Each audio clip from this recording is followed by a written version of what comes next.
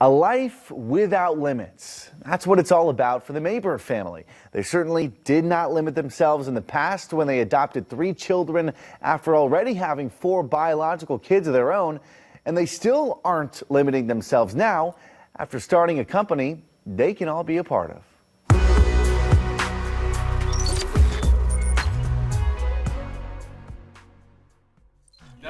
Never. That should be our thing. That should be our never a dull moment. Welcome into an average day at the Mebert household. It's crazy blessed, I think we say a lot of times. We're like controlled chaos most of the time. Meet Ryan, Kelton, Kaylin, Keegan, Kennedy, Kim, Kooper, Cal, and Knox. 9 people, 7 kids under one roof, just as the parents planned it. Or not. God was like, oh, I have a whole nother plan. This is not helping out. This is like changing your whole life. After Kim and Ryan had 4 biological kids, the Meberts moved to West Michigan from the east side of the state.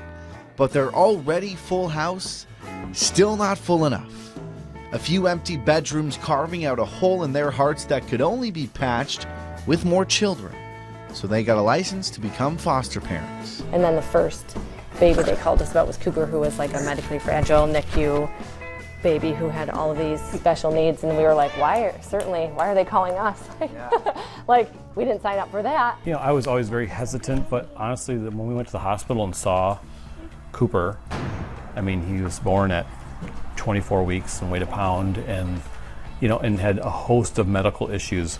But when we saw him, it was like, at first we said, well, we'll go visit. Yeah, can we go visit him first, right? And then we're like, yeah, that's all it took. First it was Kooper, then Cal, and then Knox, adopted into this one big happy family. Honestly, our biological kids are the best caregivers that we've ever had. And we've had some great nurses, and but bar none, this group right here, we couldn't do without them. The Meberts, working so well together, a sign to them that this was all meant to be. But what if it wasn't just about having a strong unit inside the home? What if they were meant to do something more? They discussed creating a family business for years. Flipping houses was the first idea, but that was before they adopted Kooper, who got very sick. I agree, Kooper.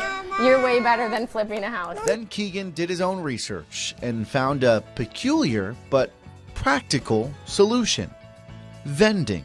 As I got into it, I realized, and so did my family, that maybe this is something that we could grow together, and it's not just on me.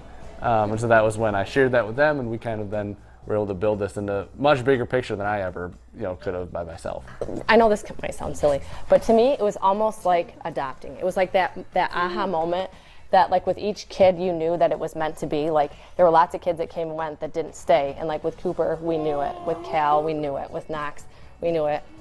And with vending, which kind of silly, it felt like the next, thing. And I was like, this is meant to be. And for them, money is not the motivator.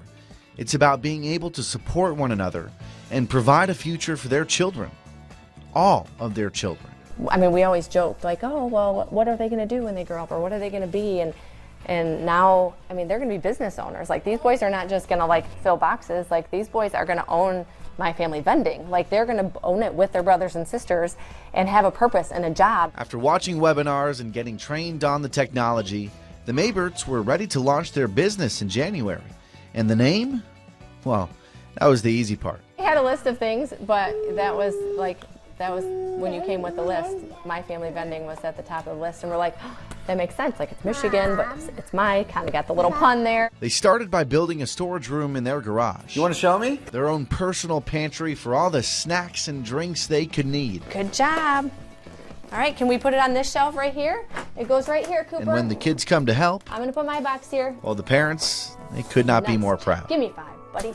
High fives. Are you the best vendor there is? The plan is to have at least 18 vending machines set up around West Michigan.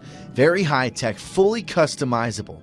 The first of which went live back in July, unintentionally, but suitably, in the Special Olympics building. And the one day I went to fill the Special Olympics machine with Knox, I had the wagon and the tote of stuff, and Knox was sitting in there, and it was the first machine I'd filled by myself, and I was like, well, here we go.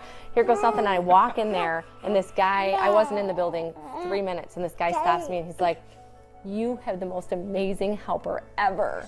And I was like, that's why we're here. This doesn't have anything to do with Doritos and Monster. This has to do with people and loving on people and them seeing that they're capable. And with that first machine came their first sale, and it's one they'll never forget.